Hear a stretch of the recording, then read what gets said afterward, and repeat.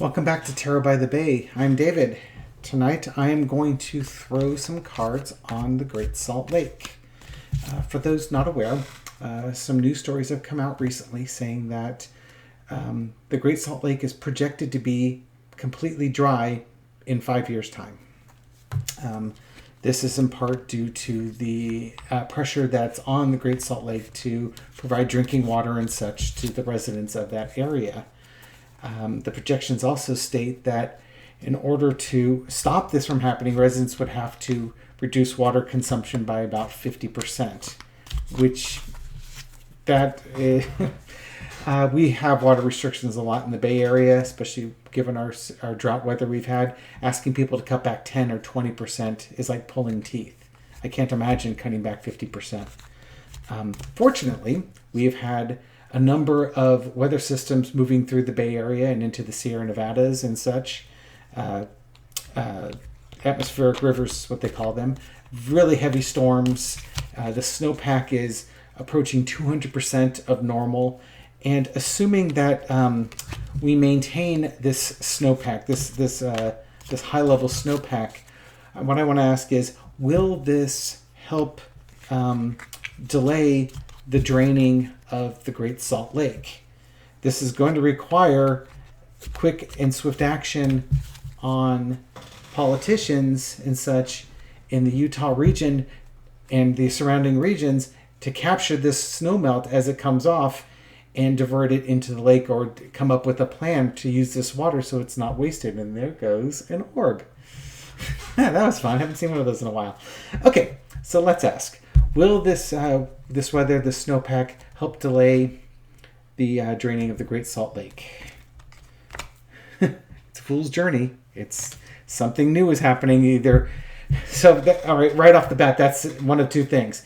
Either folks get together and they come up with a plan and we start a new journey with this, or they foolishly let it squander. Let's see what happens.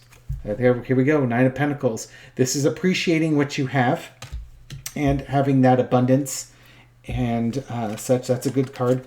Huge disappointment. That's not good.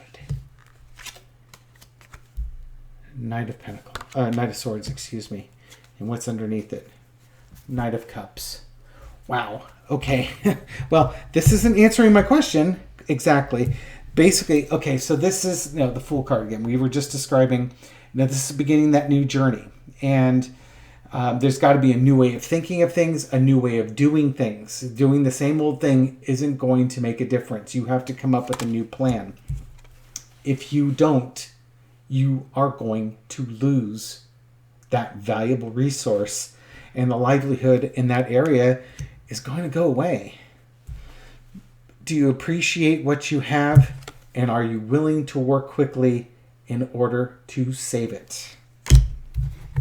And underneath it, you've got to have a plan for that water, and you've got to go forward with that plan, and you've got to get a bunch of people on board with it. Now, I want to get a clarifier on the Fool. Let's get a clarifier on the disappointment. Well, I know what the disappointment is. That they're going to. Well, I'll get a clarifier on the disappointment. Waffle much, David?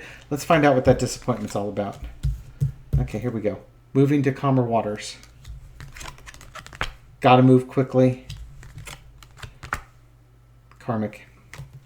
Okay, so yeah, that disappointment, basically, that's not saying that they're not going to do it, but this moving to calmer waters, this is buying themselves time. That's what this is telling me.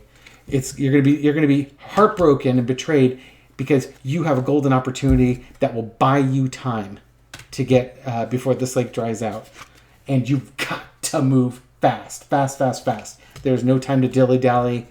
And this, the karmic card of fate and fortune. The fortune of the area, the fate of that area depends on how quickly they move with that. So yes, this storm will delay it if they move quickly enough. If they don't move quickly enough, well, that's just that. There's your Fool card. You were foolish and you squandered an opportunity, and you may not get many more of those. Okay, so that's a quick reading on that. I'll follow that up with a slightly longer reading on the future of the Great Salt Lake. Thank you.